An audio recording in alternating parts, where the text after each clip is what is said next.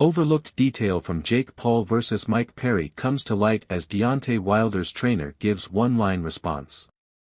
Love him or hate him, Jake Paul is a master of self-promotion. Even when he's not stepping into the ring, he remains the talk of the town throughout the calendar year.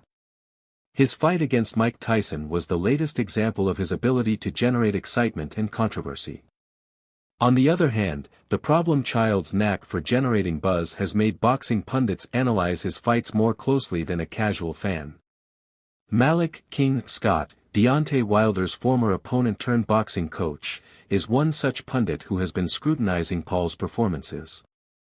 And recently, he highlighted a subtle yet significant aspect of Paul's fight against Mike Perry on July 20 this year, that had largely gone unnoticed. Malik Scott noticed an intriguing aspect of Jake Paul's fight against Mike Perry. Sharing the same on Instagram, Scott pointed out that the BKFC icon refused to clinch with Paul during their boxing match.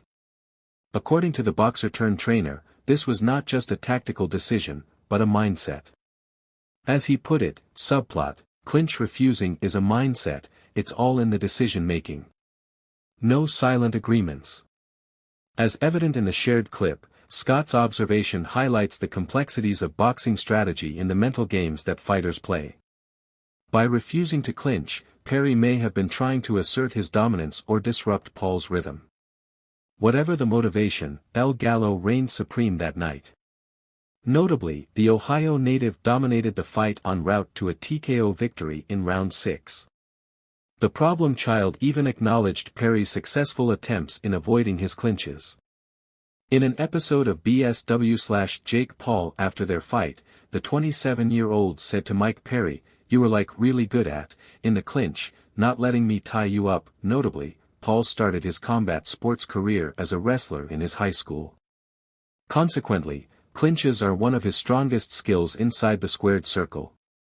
Admiring Perry's strategy, El Gallo concluded by stating, "But yeah, I think being strong as F.K. in the clinches and that was tiring me out a little bit and not letting me grab onto you."